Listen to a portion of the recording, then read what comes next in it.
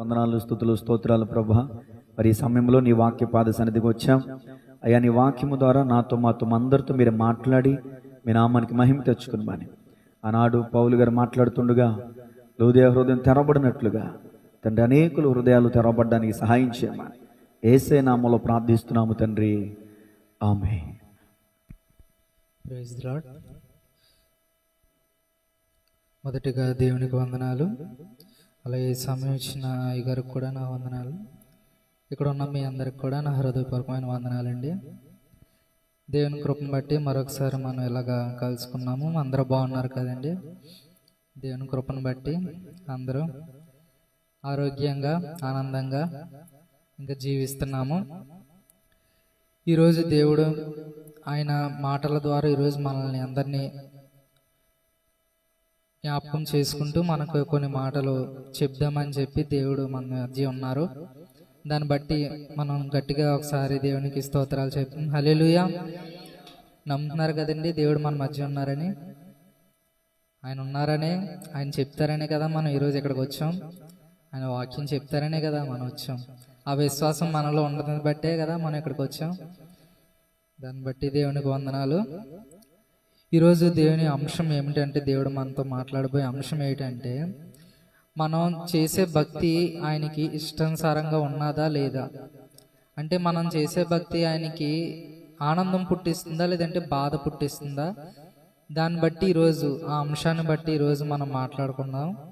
ఎందుకంటే ఈరోజు భక్తి అనేది చాలా మందికి భక్తి అంటే ఏదో దేవుడిని ఆరాధించడం లేదంటే దేవుడి విషయంలో నమ్మితే అది భక్తి అన్నది చాలామంది చాలా గట్టిగా నమ్ముతూ ఉంటారు. అదే నమ్మకంగా అదే ఇంకా అదొకటే నమ్మకంగా ఉంటుంది తప్ప భక్తి అంటే ఏటో పూర్తిగా చాలా వరకు అందరికీ తెలియదు. కాబట్టి భక్తి అనేది ఎలా చేయాలో తెలియక అర్థం కాక పూర్తిగా భక్తిలో మునిగి తేలేకపోతున్నారు. దాన్ని బట్టి ఈరోజు దేవుడు కొన్ని విషయాలు అంటే భక్తి అంటే దేవుణ్ణి ఆరాధించి ఎలాగా దేవుణ్ణి ఆనందపరచాలో, దాన్ని బట్టి దేవుణ్ణి ఎలా ఆనందపరచాలో ఆ భక్తి ఈరోజు కొన్ని విషయాలు దేవుడు మనకి ఆ భక్తి గురించి చెప్పబోతున్నారు. దాన్ని బట్టి ఈరోజు మనం బైబిల్ గ్రంథం తెరిచి ఆదికాండము 6వ అధ్యాయం ఒకసారి తీద్దామండి. ఆదికాండము 6వ అధ్యాయము 6వ వచనం నుంచి ఒకసారి చదువుకుందాము. తాను భూమి మీద నరులను చేసినందుకు యెహోవా సంతాపము నుండి తన హృదయములో నొచ్చుకొనెను. అప్పుడు యెహోవా, నేను సృజించిన నరులతో కూడా జంతువులను, పురుగులను, ఆకాశ పక్షులను భూమి మీద నుండకుండా తుడిచివేయుదును. ఎలయనగా నేను వారిని సృష్టించినందుకు సంతాపము నొందుచున్నాను. చాలండి. దాని ముందు కూడా 5వ వచనం కూడా ఒకసారి చదువుకుందాము.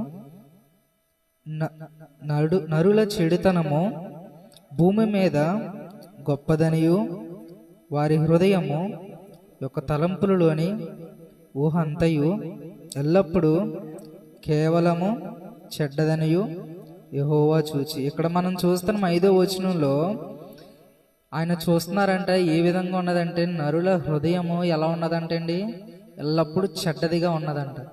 అంటే దేవుడు ఇప్పుడు మనం చూస్తున్నాము, ఇప్పుడు మన జీవితంలో మనం ఎలా ఇప్పుడు ఉన్న నరులు, ఇప్పుడున్న మనుషులు చేసే తప్పులు పాపాలే మనకి చాలా వరకు బాధ కలిగించే విధంగా ఉంటాయి.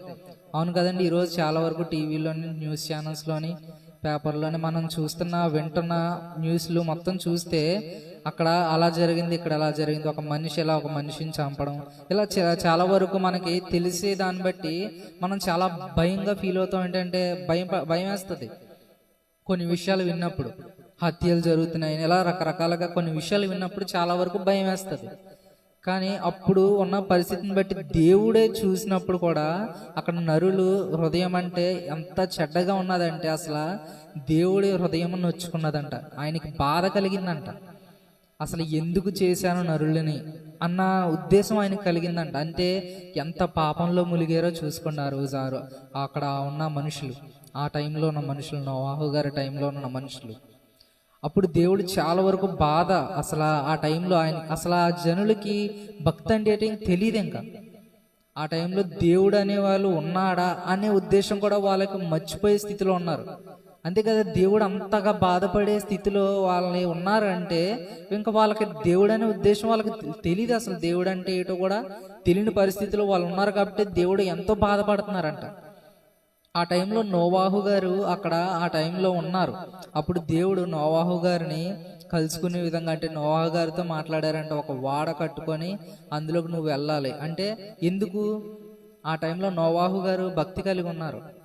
ఈరోజు నోవాహు గారు కంటే భక్తి మనకు ఉన్నదా అంటే చాలా వరకు నోవాహు గారు ఆ టైంలో చాలా వరకు చుట్టూరు పాపమే కదా. నోవాహు గారిని ఒక్కరినే దేవుడు ఎన్నుకున్నారంటే చుట్టూరు ఉన్న వాళ్ళంతా పాపంలో మూలిగారు కాబట్టి ఆయన్ని ఎన్నుకున్నారు దేవుడు. ఆయన కూడా పాపంలో ఉంటే అసలు దేవుడు ఇంకెవరిని ఎన్నుకోకుండా మొత్తం తుడిచివేసింది. కానీ ఆ సమయంలో నోవాహు గారు పాపంలో మునగలేదు. అంటే పాపం అంటే ఎరుగక ఆయన దేవుని యందు భయభక్తులు కలిగి ఉన్నారు. కాబట్టి దేవుడు ఆయనను ఎన్నుకొని అప్పుడు ఆయనతో మాట్లాడుతున్నారు. అంటే ఏంటంటే ఇలా ఒక వాడ కట్టు. ఇది మనకు తెలిసింది కదే కాబట్టి నేను దీన్ని వివరించట్లేదు. మనకు అర్థం కావాలి సబ్జెక్ట్ ఏంటంటే భక్తి గురించి. కాబట్టి ఆయనతో చెప్పారు దేవుడు, ఒక వాడ కట్టుకొని జంతువులన్నీ అందులోకి వస్తాయి, నీ కుటుంబంతో సహా నువ్వు కూడా అందులోకి వెళ్ళాలి అని చెప్పి దేవుడు చెప్తారు. అది తెలిసిందే మనకి. దాని తర్వాత 7వ అధ్యాయంలో 1వ వచనం చూస్తే, యెహోవా ఈ తరము వారిలో నీవే నా ఎదుట నీతిమంతుడవై ఉండుట చూచితిని గనుక నీవును నీ ఇంటి వారును ఓడలో ప్రవేశించుడి. ఈ వాక్యం మనం చూస్తే యెహోవా చెప్తున్న మాట, ఈ తరము వారిలో నీవే నా ఎదుట నీతిమంతుడివై ఉండుట చూచితినని చెప్పి దేవుడే ఒక సాక్ష్యం ఇస్తున్నారంట. అంటే దేవుడే సాక్ష్యం ఇచ్చే రీతిలో ఆయన భక్తి చేశారు కదా. ఈరోజు మన గురించి దేవుడు సాక్ష్యం ఇస్తాడంటారా? ఆనందించగలరా దేవుడు ఈరోజు మన గురించి మనం చేసే భక్తి? ఈరోజు మన భక్తి ఎలా ఉన్నదంటే ఒక సామెత రూపంలో చెప్తాను, దాన్ని బట్టి మీరు అర్థం చేసుకోవాలి. మనిషి భక్తి అనేది ఎలా ఉన్నదంటే కాళ్ళతో బైబిల్ని తన్నేసి బైబిల్ ముద్దు పెట్టుకునే భక్తి మనిషిది. దేవుడు ఆశించే భక్తి ఏంటంటే బైబిల్ని ఎత్తి మీద పెట్టుకుని ఆరాధించే విధంగా దేవుడు ఆశించే భక్తి. అంతేకాదు ఈరోజు చాలా వరకు చాలా మంది చాలా సార్లు చూస్తూ ఉంటాం, బైబిల్ పొరపాటున కాళ్ళు తగిలి వెంటనే ఇలా ముద్దు పెట్టుకుంటూ ఉంటారు. అది తప్పు అని నేను అంటలేదు, కానీ అసలు కాళ్ళ దగ్గరికి ఎందుకు వెళ్ళింది బైబిల్? మరి అది తప్పు కదా. వాళ్ళు బైబిల్ని మామూలు మర్యాదించడం తప్పు కాదు, కానీ అసలు కాళ్ళ దగ్గర ఏం చేస్తుంది బైబిల్? కాళ్ళకి తగిలిందంటే అసలు బైబిల్ కాళ్ళ దగ్గర ఏం చేస్తుంది? మన భక్తి అలా ఉన్నదంట. ఈరోజు మన భక్తి ఎలా ఉంది? వాక్యం కాళ్ళ దగ్గర ఉన్నది. కానీ దేవుడు చెప్తున్నాడు, వాక్యం అనేది దేవుని మాట. దేవుడే ఉన్నారు వాక్యం అంటే దేవుని మాట. అసలు దేవుడు మనతో మాట్లాడేది వాక్యం ద్వారానే. కానీ మనం వాక్యాన్ని ఎక్కడ పెడుతున్నాం? కాళ్ళ దగ్గర పెడుతున్నాం. కాళ్ళ దగ్గర ఎక్కడెక్కడో ఇంకా మూలన వారం తిరిగిన తర్వాత దులుపుకుంటూ తెచ్చేదిగా మనం ఈరోజు ఉన్నాం. మన భక్తి ఆ విధంగా ఉన్నది. కానీ ఆ టైంలో నోవాహు గారి జీవితంలో నోవాహు గారు ఏం చేశారు అంటే భక్తి, దేవుడికి ఇష్టమైన భక్తి చేశారు ఆయన. ఈరోజు మనం అలాంటి భక్తి చేయగలుగుతున్నామా అంటే చాలా వరకు మనం మాట్లాడలేని స్థితిలోనే ఉంటాం. ఎందుకంటే మన భక్తి ఎలా ఉన్నదంటే అండి, కాళ్ళ దగ్గర ఉన్నది మన భక్తి. దేవుడిని ఎక్కడ పెడుతున్నాం? కాళ్ళ దగ్గర పెడుతున్నాం. ఈరోజు చాలా వరకు అందరూ అలా చేస్తున్నారు. పొరపాటున తగిలిందిలే అనుకుంటారు చాలా మంది. అసలు కాళ్ళ దగ్గరికి ఎందుకు వెళ్ళిందని పట్టించుకోరు. ఈరోజు చాలా వరకు కాళ్ళ దగ్గరికి ఎందుకు వెళ్ళిందని పట్టించుకోరు. ఎక్కడ పడితే అక్కడ పారేస్తారంటే పరిశుద్ధ గ్రంథం అని దానికి పేరు అనే విషయం మర్చిపోయే స్థితిలో జీవిస్తారు. ఈరోజు అలాంటి పరిస్థితిలో మన జీవితం అనేది జీవిస్తున్నాం. తర్వాత మనం చూస్తే ఆదికాండమే యోసేపు గారి జీవితంలో మనం చూస్తాం. ఆదికాండము 39వ అధ్యాయం చూద్దాం.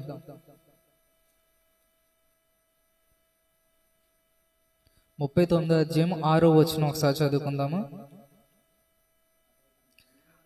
అతడు తనకు కలిగినదంతయు యోసేపు చేతికి అప్పగించి తాను ఆహారము తినుడు తప్ప తనకేమి ఉన్నదో ఏమి లేదో విచారించిన వాడు కాదు. యోసేపు రూపవంతుడును సుందరుడనై ఇందును. అటు తర్వాత అతని యజమానుని భార్య యోసేపు మీద కన్ను వేసి తనతో శయించమని చెప్పాను. అయితే అతడు ఒప్పక, నా యజమానుడు తనకు కలిగినంతయు నా చేతికి అప్పగించను కదా, నా వశమున తన ఇంటిలో ఏమి ఉన్నదో అతడు ఎడగడు. ఈ ఇంటిలో నాకంటే పైవాడు ఎవ్వడనూ లేడు. నీవు అతని భార్యమైనందున నిన్ను తప్ప మరి దేనిని నాకు అప్పగింపకై ఉండలేదు. కాబట్టి నేనెట్లు ఇంత ఘోరమైన దుష్కార్యం చేసి దేవునికి విరోధముగా పాపము కట్టుకుందినని తన యజమాని భార్యతో అని. చాలు. ఇక్కడ మనం చూస్తే యోసేపు గారు అక్కడ ఏం చెప్తున్నారంటే అండి, ఇద్దరే ఉన్నారు. ఎవరో యజమానురాలు, యోసేపు గారు ఉన్నారు. ఇంకెవ్వరు లేరు అక్కడ. కానీ యోసేపు గారు ఏం చెప్తున్నారు ఆవిడతో, ఇంత పాపం నేను అసలు ఎలా చేస్తానో దేవుని ఎదుట అంటే ఆయనకి ఏ భయం ఉన్నది? దేవుడు చూస్తాడని భయం ఉన్నది. అంటే అది ఏంటది? భక్తి. ఆయన అలాంటి పరిస్థితిలో చాలా వరకు చెప్పాలంటే, ఇప్పుడు అలాంటి పరిస్థితే మనకెదురైతే ఒక యజమానురాలు అంటే ఈ పాపం విషయం గురించి పక్కన పెడితే ఏదన్నా చిన్న సహాయం చేయమనో, లేదంటే ఆవిడికి ఏదన్నా చిన్న వేరే వేరే ఉద్దేశాలతో ఇంకా ఏదో అవసరమయ్యో ఏదో చేయమంటే ఒక సేవకుడు ఏం చేస్తాడు? వెంటనే చేయడానికి ఇష్టపడతాడు కదా. ఎవరైనా సరే వెంటనే చేయడానికి ఇష్టపడతారు. ఎందుకు అంటే అక్కడ వాళ్ళకి లాభం కలుగుతుంది అనే ఉద్దేశంతో చేయడానికి ఇష్టపడతారు. కానీ యోసేపు గారు అక్కడ చూస్తుంటే మనం ఎవరో లేరైనా సరే, అవకాశం వచ్చినా సరే పాపం చేయడానికి ఇష్టపడలేదు. ఈరోజు మనకి ఎన్నో అవకాశాలు వస్తున్నాయి, అన్నీ వదులుకుంటున్నావా లేదా? అది మనం పరీక్షించుకోవాలి. ఈరోజు ఎన్నో అవకాశాలు, పాపపు అవకాశాలు ఎన్నో వస్తున్నాయి. శాతాను ఎన్నో అవకాశాలు మన ముందు పెడుతున్నారు.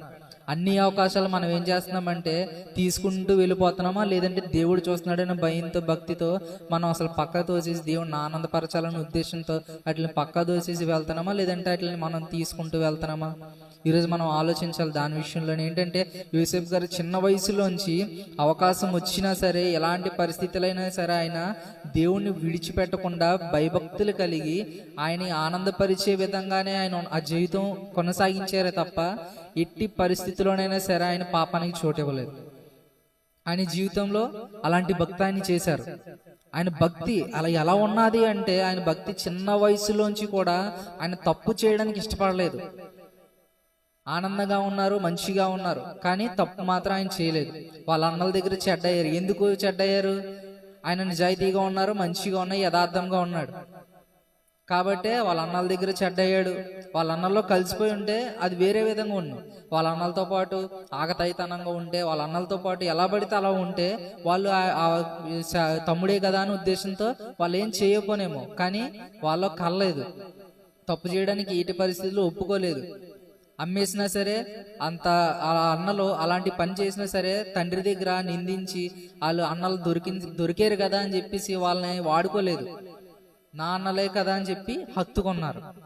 అలాంటి పరిస్థితిలో ఆయన ఉన్నారు. ఏంటంటే ఆయన పరిస్థితి ఏంటి అంటే, ఎలాంటి పరిస్థితి అంటే ఒక రాజు స్థితిలో ఆయన ఉన్నారు. వాళ్ళ అన్నలు చూస్తేనేమో ఆ సేవకుల స్థితిలో ఉన్నారు. అయినా సరే ఆయన ఏం చేశారు? నా అన్నలు అన్న ఉద్దేశంతో ఆయన ఉన్నారు. ఈరోజు అదే అవకాశం మనకు వస్తే మనం ఏం చేస్తాం? తమ్ముడైనా, అన్నైనా, తల్లైనా, తండ్రి అయినా సరే లెక్క లేకుండా ఇప్పుడు ఎవరి మీదైనా సరే కోపం వస్తే తీర్చుకోవడానికి ఇష్టపడే స్థితిలో ఈరోజు భక్తి అనేది మనం చూపిస్తున్నాం. అసలు చాలా వరకు దైవానుసారంగా మనం చూస్తే దేవుడిని ఆనందపరిచే భక్తి చేయాలి తప్ప దేవుడికి విరోధమైన పనులు మనం చేస్తే ఆయనకి ఎలా ఉంటుంది అంటే బాధ కలిగే విధంగానే మనం ఈరోజు చూస్తాం. ఈరోజు మనం చర్చికి వస్తున్నామంటే సరిపోదు. ఈరోజు మనం మంచి కార్యాలు చేస్తామంటే సరిపోదు. ఈరోజు మనం వాక్యం చదువుతున్నామంటే సరిపోదు. మన జీవితంలో మనం జీవించే విధానము ఆయన పోలి ఉండాలంట. దేవుడు చెప్తున్నాడు మత్తయి సువార్తలో మనం చూస్తే ఆయన చాలా వరకు ఒక యవనస్తుడితో చెప్తారు. యవనస్తుడు ఆయన దగ్గరకు వచ్చి నేను నిత్య జీవం పొందుకోవాలంటే ఏం చేయాలని చెప్పి ఆయన్ని అడిగినప్పుడు యేసుప్రభు వారిని, నీ దగ్గర మంచిగా ఉండాలి, నువ్వు చిన్నప్పటి నుంచి నరహత్య చేయకూడదు, ఎలాంటి పరిస్థితుల్లోనే సరే తప్పు చేయకూడదని చెప్పి ఆజ్ఞలు చెప్తారు. అన్ని పాటిస్తున్నాను చిన్నప్పటి నుంచి అని చెప్పి యవనస్తుడు చెప్పినప్పుడు ఆయన చివరిగా ఒక మాట చెప్తారు. ఏంటంటే నీ ఆస్తి అంతా బేదలకు పనిచేసి నా వెనకాలే నా వెనకాల నడు అని చెప్పి ఆయన చెప్తారు. ఆ మాట మాటకి ఆ యవనస్తుడు ఏం చేశాడంటే, ఎంత మంచివాడో, నరహత్య చేయలేదు, పాపం చేయలేదు, ఎలాంటి పరిస్థితులను వెనుదిరగని పరిస్థితులు ఆయన ఉన్నాడు, ఎంతైనా సరే మంచిగానే ఉన్నాడు, చిన్న వయసులోంచి మంచిగానే ఎదిగాడు. కానీ ఒక్క మాటకి ఏం చేశాడంటే ముఖం మార్చుకుని వెళ్ళిపోయాడంట వెనక్కి. ఏం చేయమన్నారు దేవుడు? ఆస్తి అంతా పేదలకు ఇచ్చేసి నా వెంట వచ్చాయని చెప్పి దేవుడు అడిగారు. అప్పుడు నిత్య జీవం వస్తుంది నీకని చెప్పి దేవుడు చెప్పారు. ఆ మాటకి ఆయన ఏం చేశారంటే డబ్బును విడిచిపెట్టలేక ఏం చేశాడు? నిత్య జీవనం పోగొట్టుకున్నాడు. దేవుడు అక్కడ చెప్తారు ఆ మాట, యేసుప్రభు వారు అప్పుడు చెప్తారు, ఎలాంటి పరిస్థితులైనా సరే ధనవంతుడు పరలోకాన్ని చేరడం అసాధ్యమని చెప్పి దేవుడు చెప్తారు అక్కడ. సూది బెజ్జంలోంచి ఒంటె దూరటం సాధ్యమేమో కానీ ధనవంతుడు పరలోకానికి నిత్య జీవానికి చేరడని చెప్తారు. ఆ మాట చాలా వరకు మనకి ఒక విధంగా అర్థమవుతుంది. నాకు ఈ మధ్య దాని గురించి చదువుతున్నప్పుడు, దాని గురించి ధ్యానిస్తున్నప్పుడు తెలిసింది, సూది బెజ్జం అనేది అంట ఇశ్రాయేలులో ఒక ఊరంట, అది ఒక ద్వారం అంట. అది మనిషి మాత్రమే వెళ్ళగలిగే చిన్న ద్వారం అంట. అది అందులోంచి ఒంటె అనేది వెళ్ళలేదు. ఆ ఒంటె అనేది ఇటే పక్క నుంచి అటే పక్క లోపలికి తీసుకెళ్ళాలి అంటే ఆ ఒంటె మీద ఉన్న బరువు అంతా దించేసి ఆ ఒంటె మోకాళ్ళ మీదకి వచ్చి అప్పుడు ఆ మోకాళ్ళ మీద నుంచి నెమ్మదిగా ఆ ఇటే పక్క నుంచి అటే పక్కకి దాటాలంట. అంటే మనిషి సైజులోకి అది మోకాళ్ళు వేసి ఒంగోని అటే పక్కకు రావాలంట.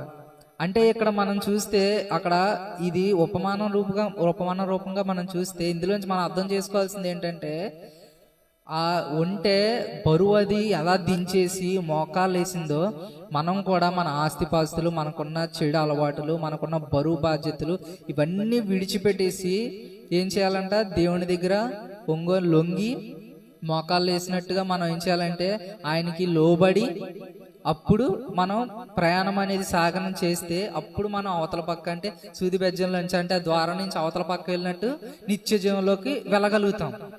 ఈరోజు మనం ఎలాగా వెళ్ళగలుగుతున్నామంటే అసలు మన మీద ఉన్న బాధ్యతలు దించుకోము, మోకాళ్ళు అయ్యాం. ఈ పక్క నుంచి ఆ పక్క వెళ్ళిపోవాలంటే గోడ గుద్దుకొని ఉంటది. అది ఏం చేస్తుంది? అది చూస్తే సైజ్ ఏమో, ఆ ద్వారం చూస్తే సైజ్ చిన్నది, ఒంటి చూస్తే పెద్దది. అంటే మనం నిత్య జీవానికి వెళ్ళాల్సిన మార్గం ఏమో చిన్నది, కానీ మనం చూస్తే బరువు బాధ్యతలు పెద్దగా ఉన్నాం. కానీ మనం నిత్య జీవం చేరాలంటే మనకేం కావాలి? బరువు బాధ్యతలు కానీ ఇలాంటి ఏమి పాపపు చూపులు కానీ పాపపు పనులు కానీ లోకానుసారమైన ఇచ్చలన్నీ పక్కన పెట్టేసి దైవానుసారంగా దేవుని వెంబడించగలిగితే అప్పుడు నిత్య జీవం మనం పొందుకుంటాం. ఈరోజు అది దేవుడు చెప్తున్నాడు మనకి. ఆయన ఆనందపరిచే భక్తి అనేది ఆ విధంగా మనం చేయాలి. ఎలా చేయాలంటే మనకున్న బరువు బాధ్యతలు, మనకున్న పాప విషయాలు మొత్తం తీసివేసి ఆయన మాత్రమే ఆయన పోలిని వెంబడించితే అప్పుడు మనం అక్కడికి నిత్య జీవానికి చేరుకోగలం. ఈరోజు దేవుడు ఆనందపరిచే విధంగా మనం ఈరోజు భక్తి చేస్తున్నామా లేదా అని మనమే ప్రశ్నించుకోవాలి. ఎందుకంటే ఈరోజు మనం చేసే పనులు ఏటనేది మనకి మాత్రమే తెలుసు. ఈరోజు నేనేం చేస్తున్నానో, నేను ఇక్కడి నుంచి అటే పక్క ఉన్న వ్యక్తిని ఎలా చూస్తున్నానో నాకు మాత్రమే తెలుస్తుంది. ఇప్పుడు నేను ఇక్కడి నుంచి ఒక స్త్రీని చూస్తున్నానంటే పక్కనున్న పాస్టర్ గారు తెలుస్తుందని నేను ఏ విధంగా చూస్తున్నాను? తెలీదు. ఎవరో తెలుస్తుంది? నాకు మాత్రమే తెలుస్తుంది. అప్పుడు ఎవరు పరీక్షించుకోవాలి? నన్ను నేనే పరీక్షించుకోవాలి. అప్పుడు పరీక్షించుకొని నేను చూసే చూపు తప్పు అని నన్ను నేను పరీక్షించుకొని ఆ బరువు అనేది పక్కకు తోసేస్తే అప్పుడు అది ఒక చిన్న బరువు అనేది తగ్గుతుంది. ఇంకా చాలా ఉన్నాయి లోకంలో. పాపాలు అనేవి ఎన్నో రకాలు ఉన్నాయి. మరి శాతాను ఊరికనే వదిలేడు కదా, ఒక చిన్న దాంతో వదిలేడు శాతాను. ఇంకా ఇంకా ఇంకా ఇంకా బరువు పెడుతూనే ఉంటాడు. ఆ బరువు అంతా మనం తీసేసి అప్పుడు దేవుని వెంబడించగలిగితే నిత్య జీవం పొందుకోగలుగుతాం. దేవుడిని ఆనందపరిచే భక్తి మనం చేయగలుగుతాం. ఈరోజు దేవుడిని ఆనందించగలిగే భక్తి అంటే దేవుడు మన విషయంలో ఆనందించగలిగే విధంగా మనం భక్తి ఎలా చేయాలంటే యోబు గారి జీవితంలో కూడా దేవుడు ఆనందించి భక్తి చేశాడు. యోబు గారి జీవితంలో దేవుడే సాక్ష్యం ఇచ్చాడు శాతాంతో. అలాంటి భక్తి యోబు గారు చేసే ఎలాంటి పరిస్థితులైనా సరే, ఎలాంటి స్థితులైనా సరే, కుటుంబంతో పోయినా, ఆస్తిపాస్తులు పోయినా, ఆరోగ్యం పోయినా, అసలు కూర్చొని లేవలేని స్థితిలో ఉన్న, శరీరం అంతా కుళ్ళుతో కంపు కొట్టే విధంగా ఉన్న, కుక్కలు నాకే విధంగా ఉన్న, ఎలాంటి పరిస్థితుల్లో ఉన్నా సరే దేవుడే నా దేవుడు తప్ప మరొక దేవుడు నాకు లేడు, ఆయన్ని విడిచిపెట్టేదే లేదు, సమస్య లేదని నిలబడగలిగారు. దేవుడు ఆ విషయంలో ఎంత ఆనందించుంటారు. మన జీవితంలో మనం అలా ఉంటే దేవుడు మన జీవితంలో మనల్ని చూసి ఇంకెంత ఆనందపడతారు. అలా మనం ఉండాలని మనం ఆశపడాలి. ఈరోజు ఒక కుమారుడు తల్లిదండ్రులు ఆనందపరిచే విధంగా కుమారుడు ఉండాలి అంటే చాలా వరకు ఈరోజు ఆకతాయితనంగా ఉండడానికి ఇష్టపడుతున్నారు తప్ప తల్లిదండ్రులు ఎలా అయితే ఇష్టపడతారో ఆ విధంగా ఉండడానికి చాలా మంది ఇష్టపడట్లేదు. నా జీవితం అని చెప్పి చాలా వరకు యవనస్తులు పరుగులు తీస్తున్నారు. కానీ ఆ పరుగులు ఎంతవరకు ఉంటాయంటే వాళ్ళకున్న ఊపుకున్నంత వరకు మాత్రమే. కానీ తిరిగి ఎక్కడికి రావాలి? తప్పైన కుమారులాగా తల్లిదండ్రుల దగ్గరికే రావాలి. మనం కూడా అంతే. ఈ లోకానుసారంగా ఈ జీవితంలో నా జీవితం కదా, ఈ లోకంలో ఉన్నంతసేపే కదా ఈ సుఖం అనుభవించాలని పరుగులు తీస్తాం. కానీ ఎక్కడికి వెళ్తామంటే పరలోకం దగ్గరికి మాత్రమే వెళ్ళగలుగుతాం, కానీ పరలోకంలోకి అడుగు పెట్టలేం. అసలు దాన్ని చూడడానికి కూడా మనకు అర్హత అనేది ఉండదు. అందుకని మనం చెప్తే తల్లిదండ్రులు చెప్పే మాట పిల్లలు వినాలి అంటారు. ఎందుకంటే వాళ్ళ జీవితం బాగుపడుతుందని. అదే ఇది వాక్యం కూడా చెప్పే మాట ఏంటంటే, వాక్యం చెప్పే మాట మనం వింటే మన జీవితం కూడా ఈ లోకానుసారమైన జీవితం పక్కన పెడితే ఆత్మీయమైన జీవితం మనకి దక్కించుకోగలుగుతాం, నిత్యం మనం పొందుకోగలుగుతాం. దేవుడు ఆ విధంగా మనల్ని చూడాలనుకుంటున్నారు. ఈరోజు మన జీవితం ఎలా ఉన్నది, మన జీవితంలో మనం ఎలా జీవిస్తున్నాం, ఆత్మీయను బట్టి మనం చేయగలుగుతున్నామా లేదా, లేదంటే కాళ్ళ దగ్గర బైబిల్ పట్టుకొని ముద్దు పెట్టుకునే విధంగా మనం ఉన్నామా, లేదంటే బైబిల్ని మనం జాగ్రత్త పట్టుకునే విధంగా ఉన్నామా? ఈరోజు ఒక అగ్నిపుల్ని ఏమన్నా కాళ్ళ దగ్గర పెట్టుకొని పొరపాటును తంతారా అంటే బైబిల్ కాలట్లేదనా ధైర్యం? అంతే కదా. మరి అగ్నిపులు ఎలా పక్కన ఉన్నాయంటే వాటి దగ్గర నుంచి ఎవరన్నా వెళ్తారా? పొరపాటున ఇలా తగిలిందని చెప్పి ఇలా కాలుతో తంతారా? లేదంటే ఎలా పడితే అలా వదిలేస్తారా? ఈరోజు 10 రూపాయలకి అయితే వాళ్ళు వదలరు. ఈరోజు ఒక డబ్బులు కట్టి అక్కడ ఎలా పడేస్తారా ఎలా పడితే అలాగా? అంటే బైబిల్ పెద్ద లెక్క కాదనా? మరి అంటే అంతే కదా. అన్నిటికన్నా విలువైంది బైబిల్. అందులో బైబిల్లో ఉన్న వాక్యం అన్నిటికన్నా విలువైంది, మన జీవితాలు మార్చేది. లోకంలో ఉన్న ఏమి ఇచ్చినా సరే దీన్ని కొనలేం. అలాంటిది మన చేతుల్లో పెట్టారంటే దేవుడు మన మీద ఎంత ఇష్టం కలిగి ఉన్నారు. దీన్ని ఎలా పడితే అలా ఉపయోగించకుండా మనం ఈ ప్రతి మాట నా కోసమే అనే ఉద్దేశంతో మనం చదివి ఇందులోని దేవుడు చెప్పిన ఆజ్ఞలను మనం పాటించగలిగితే అప్పుడు మనం ఒక యవనస్తుల్లా వెనక్కి వెళ్ళిపోకుండా ఆయన వెంబడి మనం వెళ్ళగలిగితే నిత్యజీవనం మనం పొందుకుంటాం. దేవుడే చెప్తున్నాడు, ధనవంతుడు ఎట్టి పరిస్థితిలో పరలోకాన్ని చేరలేడు. ఎవరు వెళ్తారు అంటే అక్కడ శిష్యులు అడుగుతారు ఆశ్చర్యంగా, మరి మేము చేసాం కదా, నేను వెంబడిస్తున్నాం కదా, మాకున్న ఆయన విడిచిపెట్టి నేను వెంబడిస్తున్నాం కదా, మేము వెళ్తామని నిత్యజీవానికి అని అడిగితే దేవుడు చెప్తారు ఖచ్చితంగా వెళ్తారని. అంటే శిష్యులు ఖచ్చితంగా వెళ్తారని దేవుడు చెప్పారు. ఎందుకు అంటే వాళ్ళు అన్ని విడిచిపెట్టి ఆయన్ని వెంబడించారు. ఈరోజు మనం కూడా ఏం చేయాలంటే మనకున్న పాపాన్నంతా విడిచిపెట్టి దేవుని వెంబడించాలి. ఇందులో నాకు ఒక క్వశ్చన్ అనేది కలిగింది ఏంటంటే, ఈరోజు చాలా వరకు మొన్న మా అమ్మగారిని అడిగాను, ఇక్కడ దేవుడు చెప్పారు కదా పాపాన్ని విడిచిపెట్టాలి ఇవన్నీ దేవుడు చెప్పారు, ధనవంతుడు కూడా అసలు మొత్తం ధనాన్ని విడిచిపెట్టి అందరికీ పంచిపెట్టి దేవుళ్ళలో సాగిపోతేనే నిత్యజీవం పొందుకుంటారంటే ఈరోజు మరి సంఘం ఏమైపోతుంది కదా అని చెప్పి నేను ఆలోచించాను. మరి సంఘం ఏమైపోద్ది?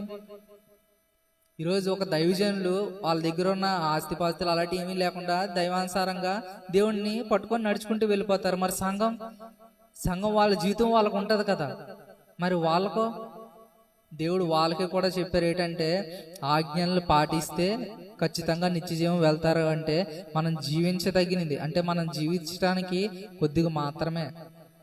ఓ ధనం కదా, ధనం ధనం ధనం ధనం అని చెప్పి మనం వెనకాల పోగేస్తుంటూ అసలు ఆజ్ఞలు మర్చిపోతున్నాం. దేవుడు అప్పుడు చెప్తున్నాడు ఏంటంటే ఆజ్ఞలు మర్చిపోకుండా నువ్వు సంపాదించుకో, నీకున్నంత వరకే నువ్వు సంపాదించుకున్నంత వరకే, అదేంటంటే నువ్వు తినగలిగినంత వరకే. ఎక్కువ సంపాదించుకుంటే దేవుని ఖచ్చితంగా మర్చిపోతావు, అలాగని తక్కువ ఉంటే దేవుడిని ఏం చేస్తావు? తిట్టుకుంటావు. కాబట్టి నీ జీవితానికి తగ్గట్టు నువ్వు జీవించే విధంగా నువ్వు సంపాదించుకుంటే అప్పుడు దేవుడు నిన్ను ఇంకా ఇంకా అభివృద్ధి చేస్తూ ఉంటాడు. నిన్ను అభివృద్ధి చేస్తూ ఉండాలంటే నువ్వేం చేయాలి? భక్తి కలిగి ఉండాలి. మరి దైవానుసారంగా ఇప్పుడు యోబు గారి జీవితంలో మరి అలాగే కదా. యోబు గారికి ఎంతో ఆస్తి ఉంది, అతను పరలోకం వెళ్లకుండా ఆగిపోతారా? మరి ఆయనకి ఆస్తి ఉన్నది, కానీ ఆ ఆస్తితో పాటు ఏముంది? ఆస్తి కన్నా ఎక్కువ భక్తి ఉన్నది. అది ఆస్తి కన్నా భక్తి గొప్పదే ఉన్న ఉద్దేశంతో ఆయన నిలబడగలిగారు. ఈరోజు సంఘం కూడా అలా నిలబడగలిగే విధంగా ఉండాలి. కాబట్టి ఈరోజు చెప్తున్నాను, ఇది ప్రతి ఒక్కరికి భక్తి అనేది ప్రతి ఒక్కరికి ఉపయోగపడేదే. ప్రతి ఒక్కరు వాళ్ళని ప్రశ్నించుకునే విధంగానే ఇది ప్రతి ఒక్కరితోని దేవుడు మాట్లాడే మాట. మీ భక్తి ఆనందపరిచే విధంగా ఉన్నదా, లేదంటే దేవుడిని బాధపరిచే విధంగా ఉన్నదా? దేవుడికి ఇంకా ఇంకా ఇంకా పుండుని ఇంకా కారం చెల్లినట్టు విధంగా దేవుడికి ఇంకా మనం బాధ కలిగించే విధంగా ఉన్నామా? ఇది అందరూ ప్రశ్నించుకోవాల్సిన మాట. అందరికీ ఇది చాలా విలువైన మాట. ఈ కొద్ది వాటిని దేవుడు దీవించును గాక.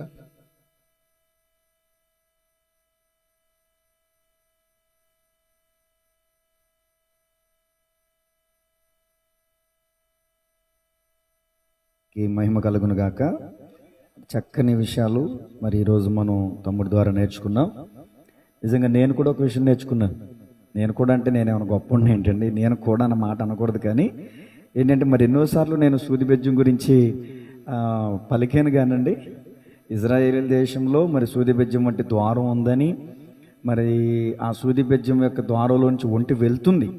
ఎప్పుడు వెళ్తుంది? భారాన్ని. అసలు అద్భుతం. ఆ మాట కోసం నిజంగా నేను ఎంతో సంతోషపడ్డాను. నిజంగా ఎక్కడ వినలా. మరి తమ్ముడు ఎక్కడ చూశాడో ఎక్కడ చదివాడో నాకు తెలియదు, కానీ నేను ఒకటే చెప్పాను, ట్రైనింగ్ ప్రోత్సాహపరచడమే తెలియదు. కానీ ఎందుకంటే పౌలు గారు తిమోతితో అన్నారు, తిమోతి నీకు నీవే భక్తి సాధన చేసుకుని. అలా తనకు తానుగా భక్తి సాధన చేసుకుని కొన్ని విషయాలు తెలుసుకుని, కొన్ని విషయాలు అమ్మగారిని అడిగి చక్కని ఈరోజైతే నాకు అన్ని ప్రసంగాల కంటే ఈరోజు ప్రసంగం చాలా అద్భుతంగా ఉంది. చక్కని వాగ్దట్ దేవుడు ఇస్తున్నాడు. చక్కగా ఒక తిప్పుకోకుండా మాట్లాడే విధానం కూడా నేను చూశాను ఈరోజు. దేవుడు ఇంకా బలపరుస్తాడు. దేవునికి మహిమ కలుగును గాక. చాలా అద్భుతంగా ఉంది. ఒంటె సూది బెజ్జంలో దూరిన సంగతి, ఆ సందర్భం అయితే చాలా అద్భుతంగా ఉందండి. మన పాప భారాన్ని తీసివేసుకోకుండా మనం ఆ ద్వారంలోకి వెళ్ళలేం. గుడారాల పండుగలో మదనపల్లి రాజశేఖర్ గారు కూడా ఆయన ఏదైతే చెప్తారో, చెట్ల గురించి చెప్పారనుకోండి, చెట్టు తీసుకొచ్చేస్తారు. మామూలు చెట్టు, ప్లాస్టిక్ చెట్లే. ఒకసారి ఈ పరలోక ద్వారం గురించి చెప్పారు ఆయన. పరలోక ద్వారం గురించి చెప్తూ నేను వీడియోలో చూశాను, అక్కడికి వెళ్ళలేదు. ఏం చెప్పారంటే, ఒక మనిషి మూట ఇచ్చుకుని వెళ్తున్నాడు అండి, పాప మూట. ఆ మూట ఇచ్చుకుని వెళ్తుంటే ఆ ద్వారం లోపలికి వెళ్ళలేకపోతున్నాడు. ప్రభువా ఈ భారం తీసే ప్రభువా అని ప్రార్థన చేసుకుంటున్నాడు, వెళ్ళలేకపోతున్నాడు. అప్పుడు దైవజనుడు ఏం చెప్పారంటే, దాన్ని ఎలా వివరించారంటే, నువ్వేమో పాపం పెట్టుకుంటావు, ఆయనేమో పాపం తీసేయమంటావు. ఆయన ఎలా తీస్తాడు? నువ్వు పెట్టుకున్న పాపం నువ్వే తీసుకోవాలి. మనం అంటాం అలవాటుతో కూడిన ప్రార్థన, ప్రభు నాలు తీసే ప్రభా, నువ్వేమో పెట్టుకుంటావు ఉండు, ఆయన తీసేస్తూ ఉంటాడు అని చాలా అద్భుతంగా వివరించారు. నిజంగా ఆ మూట లేకపోతేనే ఆ మనిషి ద్వారంలోకి వెళ్ళగలడు. ఇదిగో ఈ ఒంటి కూడా, ఆ ఒంటి మీద ఉన్న భారాన్ని తీసేసి మళ్ళీ మనిషి సైజులోకి రావాలంట. మరి ఎంత మోకరించి, అది ఎంత నలిగితే అది మరి పరలోక ఆ ద్వారంలోకి, యెరూషలేము ద్వారంలోకి వెళ్తుంది. ఒకసారి ఆలోచించండి. ముగ్గురు గురించి తమ్ముడు చెప్పారు, నేను చెప్పను, మీరే చెప్పండి. మొదటిగా నోవాహు, రెండవదిగా యోసేపు, మూడవదిగా యోబు గారు. ముగ్గురు విషయాల్ని తమ్ముడు మన ముందుంచి ఓ చక్కని విషయాల్ని, ఆధ్యాత్మికమైన పాఠాలని మనకు నేర్పించాడు. దేవునికి స్తోత్రం చెప్పండి గట్టిగా. నిజమే, కాళ్ళ దగ్గర కాదు, కాళ్ళ కింద ఉంటుంది చాలా మందికి. అదేంటో చూపిస్తాను. చూపించే ముందు ఒక మాట చెప్పాలి. ఖురాన్ని ముస్లిం సహోదరులు మనకులాగా బైబిల్ ఎక్కడ పడితే అక్కడ పెట్టినట్టు పెట్టరండి. ఇప్పుడు హిందూ సహోదరులు చూడండి, వాళ్ళకంటూ ఒక గదినే స్థిరపరిచేస్తారండి. ఇది బెడ్రూమ్ అనుకోండి, ఇది హాల్ అనుకోండి, ఇది కిచెన్ రూమ్ అనుకోండి, ఈ దేవుడి రూమ్ అని చాలామంది కట్టుకుంటున్నారు. నేను సంతోషిస్తానండి దాన్ని చూసి. ఒక దేవుడికి, వాళ్ళు నమ్ముకుని ఆరాధించే దేవుడికి ఒక గది కట్టుకుని ప్రత్యేకంగా ఒక శ్రద్ధ భయభక్తులుగా చూపిస్తున్నారు. జీవం కలిగిన దేవుణ్ణి ఆరాధిస్తున్న మనకి బైబిల్ అంటే ఈ రోజున ఎంత శ్రద్ధనో, ఎక్కడ పడితే అక్కడ, కాళ్ళ దగ్గర పెడతాం, మంచాల మీద పెడతాం, ఎక్కడ పడితే అక్కడ పెడతాం. ముస్లిం సహోదరులు ఖురాన్ని ఎక్కడ పడితే అక్కడ పెట్టరండి. వాళ్ళు కూడా పవిత్ర గ్రంథం అని భావించి చక్కగా ఓ ప్రత్యేకమైన స్థలంలోనే పెడతారు. ఎప్పుడు పడితే అప్పుడు ముట్టుకోరండి మనకులాగా. వాళ్ళు కాళ్ళు, చేతులు, మొత్తం ముఖం ఇవన్నీ శుద్ధి చేసుకుని, బయట ఉంటే, ఇంటి దగ్గర ఉంటే శుభ్రంగా స్నానం చేసి పవిత్ర గ్రంథాన్ని పట్టుకుని వాళ్ళు చదువుకుని వాళ్ళు నమాజ్ చేసుకుంటారు.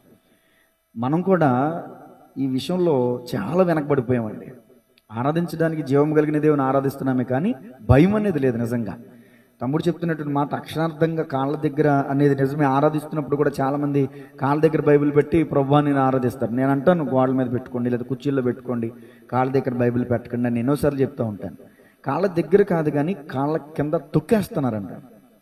మనలో చాలామంది కాళ్ళ కింద పెట్టి తొక్కేవాళ్ళు ఉన్నారు. ఎక్కడుంది ఈ మాట చూడండి బైబిల్లో.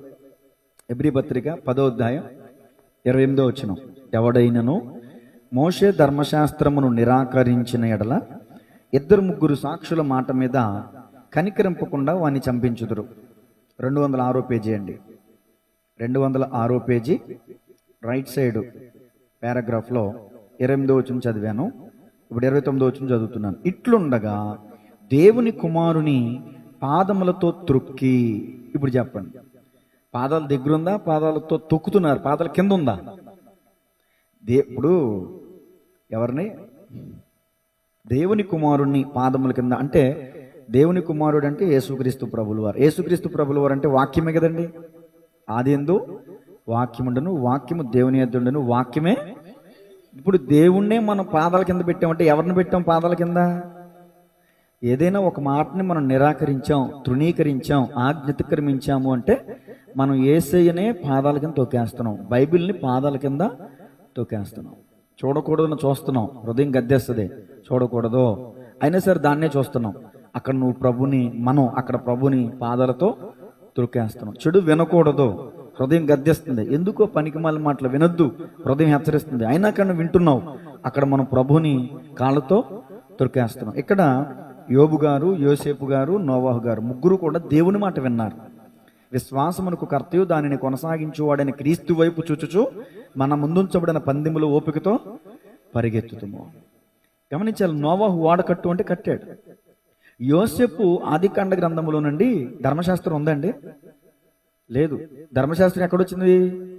నిర్గమాకాండము 20వ అధ్యాయంలో ధర్మశాస్త్రం. నరహత్య చేయకూడదు, పొరుగు అని ద్వేషించకూడదు, వ్యభిచరించకూడదు.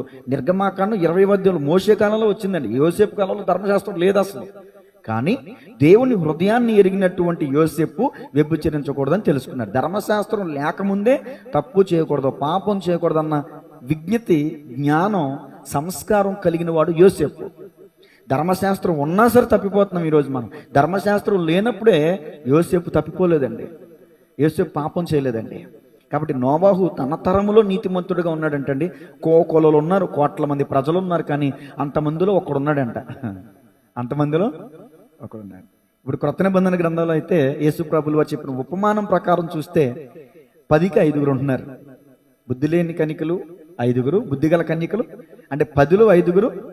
అది ధాన్యము, గురుగు పొలంలో ఉన్నాయి. అలాగే బుద్ధి లేని వారు, బుద్ధి గలవారు సంఘంలోనే ఉంటున్నారు. అంటే 10కి 5, 100కి 50. నేను అంటాను ఇంక ఎక్కువే ఉండవచ్చేమో అని. యేసుప్రభులు చెప్పిన ఉపమానం ప్రకారం అది. నేను అంటాను, యేసుప్రభులు వారు ఈ రాత్రి వస్తే నరకానికి వెళ్ళే అన్యుల కంటే, దేవుణ్ణి ఎరగని అన్యుల కంటే, దేవుణ్ణి ఎరిగి బాప్తీసం తీసుకుని బల్లలో పాల్పంపులు పొందిన విశ్వాసుల గుంపే ఎక్కువ వెళ్ళిపోతారేమో అని భయం వేస్తుంది. ఎందుకో చెప్పనండి, తమ్ముడు టైటిల్ ఏం పెట్టాడంటే ఈరోజు సబ్జెక్ట్కి, మనం చేస్తున్న భక్తి దేవుని దృష్టికి సంతోషకరంగా ఉందా, బాధను కలిగించే విధంగా ఉందా అంటే, ఈ వారంలో మీరు ఇంటికి వెళ్ళాక జస్ట్ మీరు నెట్ ఆన్ చేసి యూట్యూబ్లోకి వచ్చి పాలకొల్లు న్యూస్, క్రిస్టియన్ న్యూస్ అని కొట్టండి, పాలకొల్లు న్యూస్ అని కొట్టండి. ఈ వారంలో 2 సందర్భాలు జరిగినాయి, 2 సంఘటనలు జరిగినాయి. ఆ సంఘటనలు చూస్తే మనకు అర్థమైపోద్ది, దేవుడు మన భక్తిని చూసి ఆనందిస్తున్నాడు, దుఃఖపడుతున్నాడు. ఆ కాలంలోనే కాదు తమ్ముడు, ఈ కాలంలో అంతకంటే ఎక్కువగానే ఉన్నాం. ఆ కాలం నోవాహు కాలంలో ఉన్న నరులు ఏ విధంగా హృదయాలోచన చెడిపోయిందో ఇప్పుడు కూడా అలాగే ఉన్నారు. కాకపోతే దేవుడు దీర్ఘశాంతం చూపిస్తున్నాడు అంతే. దేవునికి మహిమ కలుగునుగా. ఏం జరిగిందంటే పాలకొల్లో 2 సందర్భాలు అంటే, ఒకటి అమ్మతేజ గారు అనే దైవజనుడు మీటింగ్ పెడతంటే దైవజనులందరూ కూడా కలిసి ఆయన అడ్డుకుని అక్కడ పెట్టకుండా చేశారు. 2 ఇస్సాక్ గారు పెదమెరలో పెడుతున్నారు చూడండి, ఆయన కూడా పాలకొల్లులో కూడా పెడతారంట, పాలకొల్లో పెదమెరలో ఆ స్థలాల్లో పెడతారంట. మళ్ళా అక్కడ పాలకుల్లో దైవజనులు, చుట్టుప్రక్కల దైవజనులందరూ కూడా కలిసి ఇది దుర్బోధ, ఇది వాక్యానికి వ్యతిరేకం, ఇది దేవుని చిత్తం కాదు అని ఆయన్ని అడ్డుకుని అక్కడ మీటింగ్ పెట్టకుండా చేశారు. నేను అంటాను, ఇప్పుడు దాన్ని వ్యతిరేకిస్తున్నానా, నేను అనుసరిస్తున్నానంటే, ఆ విధంగా మనం రోడ్డెక్కటం అనేది దేవునికి అవమానమే. దైవజనులు ఖండించడం అనేది మంచిదే, దుర్బోధన ఖండించాలి, హెచ్చరించాలి, మనం బుద్ధి చెప్పాలి, ఒకరినొకరు ఖండించుకోవాలి, హెచ్చరించుకోవాలి. అది మనం సైలెంట్గా మనం ఆయనతో ఇప్పుడు అక్కడ ఉన్నటువంటి దైవజనులందరూ కూడా ఆయనతో ఒకరోజు ముందే పక్కకు పిలిచో లేకపోతే రహస్య స్థలాల్లోనూ కూర్చునో మన సంప్రదింపులు జరుపుకునో రోడ్డు ఎక్కకుండా ఆయన అలా స్టాప్ చేయడమో చేస్తే అది బాగుంటుంది. ఆయన స్టాప్ చేయడం తప్పు కాదు, ఎందుకంటే దుర్బోధనలు ఖండించమని వాక్యమే చెప్తుంది కదండి. ఇప్పుడు నోవాహు కానీ, యోసేపు కానీ, యోబు కానీ తమ్ముడు చెప్పినట్లుగా దేవుని వైపు చూశారు. కానీ నేటి క్రైస్తవ భక్తులందరూ ఆమె ఏమి రాస్తుంది వినమను, అవన్నీ తీసి చేతులు కట్టుకో. నేటి క్రైస్తవ సంఘంలో భక్తులందరూ కూడా నేను ఆయా స్థలాలకు వెళ్తుంటే అసలు నేను అనుకున్నానండి, కృపా మినిస్ట్రీ సంఘం చాలా ఉత్తమమైంది అనుకున్నాను నేను, చాలా ఉత్తమమైంది అనుకున్నాను నేను. మరి వాక్యానికి సరిచేయబడి ఉంటున్నారు, మరి ఇంకో రకం అనుకుంటారు నాకు తెలియదు. కానీ కొన్ని చోట్లకి నేను వెళ్తుంటే వాళ్ళ బాధ చెప్పుకుంటుంటే, వాళ్ళ వేదన చెప్పుకుంటుంటే, ఒక పక్క బాధ కలుగుతుంది, వాళ్ళతో కలిసి నేను వాళ్ళ బాధలో పొందుకున్నాను. ఒక పక్క హృదయంలో సంతోషిస్తున్నాను, ప్రభా ఇదిగో కృపా మినిస్ట్రీ సంఘాన్ని ఇలా ఉంచినందుకు స్తోత్రం ప్రభా. నిజమండి, ఎవరేది చెప్తే అది దానికి గుడ్డెద్దెలు చేలో పన్నట్టు వెళ్ళిపోతున్నారంటే, స్థానిక సంఘాన్ని వదిలేసి అటు వెళ్ళిపోతాం, ఇటు వెళ్ళిపోవటం, అక్కడికి వెళ్ళిపోవడం. ఇప్పుడు పాలకులలో సేవకులందరూ ఒకటే అక్కడ అడ్డుకోవడానికి గల కారణం ఏంటంటే, ఇది స్థానిక సంఘంలో చెప్తున్నటువంటి వాక్యాన్ని విని హృదయాలను సరి చేసుకోకుండా అక్కడ అద్భుతం జరుగుతుందంటే అక్కడ పరిగెడతాం, ఇక్కడ స్వస్థత జరుగుతుంది ఇక్కడ పరిగెడతాం.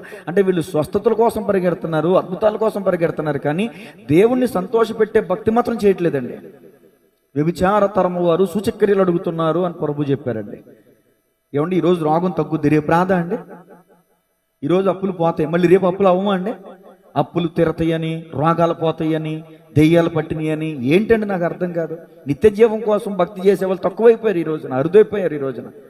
అందుకనే పౌలు గారు అంటారు, మనం క్రీస్తును సంపాదించుకొని, మనం సంపాదించుకోవాల్సిన ధనం కాదు, ధనం సంపాదించుకోవాలి. అలాని వ్యాపారాలమని ఉద్యోగాలమని అని ఎవరు చెప్పరండి.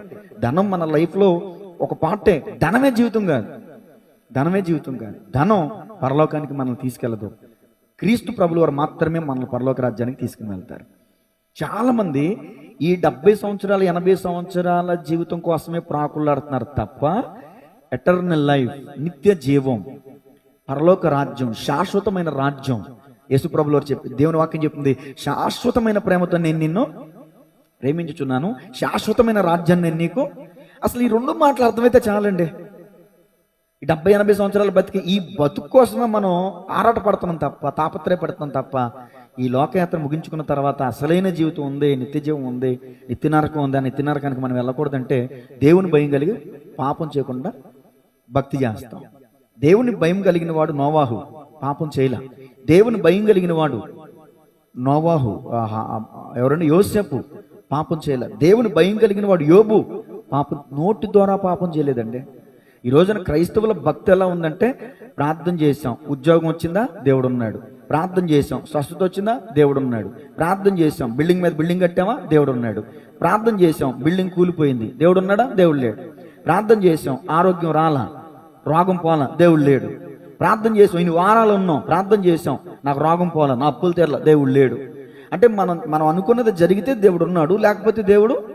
ఇది నేటి క్రైస్తవుల భక్తి. రక్షిస్తే దేవుడు ఉన్నాడు, రక్షించకపోతే దేవుడు లేడు.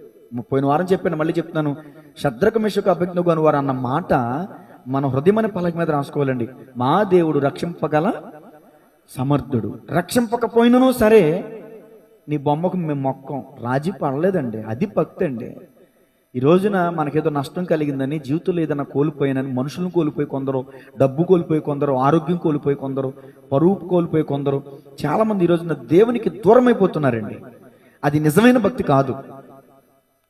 10 మంది పిల్లలు చనిపోయారండి, ఒక్కళ్ళు కాదండి. ఒక్కసారి ఆలోచించండి. మనం ఎక్కడో వేసవకాల సమయంలో వింటాం, ఎక్కడో వరాపట్నం ఒకసారి విన్నాం, 3 పిల్లలు ఒకేసారి చనిపోయారు. ఎంతో బాధ కలిగింది కదండి. 10 మంది పిల్లలు ఒక్కసారి చచ్చిపోతే అసలు మోకాళ్ళేసి దేవునికి ప్రార్థన చేసి యెహోవా ఇచ్చిన యెహోవా తీసుకున్నాను అన్నాడంటే అది ఎంత లోతైన భక్తి, అసలు ఎంత లోతైన భక్తి అండి. అది ఆ భక్తిని చూసి దేవుడు ఆనందిస్తాడు. యోసేపు వంటి భక్తిని చూసి దేవుడు ఆనందిస్తాడు. నోవాహు వంటి భక్తిని చూసి దేవుడు ఆనందిస్తాడు. ఈరోజు నిజమే, మన భక్తిని చూసి దేవుడు బాధపడుతున్నాడు అనడానికి ఎంత మాత్రం సందేహం లేదండి. నమ్మకం లేదండి, ఈ రోజున విశ్వాసం లేదు. తలలు వంచండి, ప్రార్థన చేసుకుందాం. ఇంతవరకు చెప్పబడిన ఈయన దేవుని మాటలు మనందరి హృదయాలలో నీరు కట్టి ఫలించునుగాక. ఆమేన్.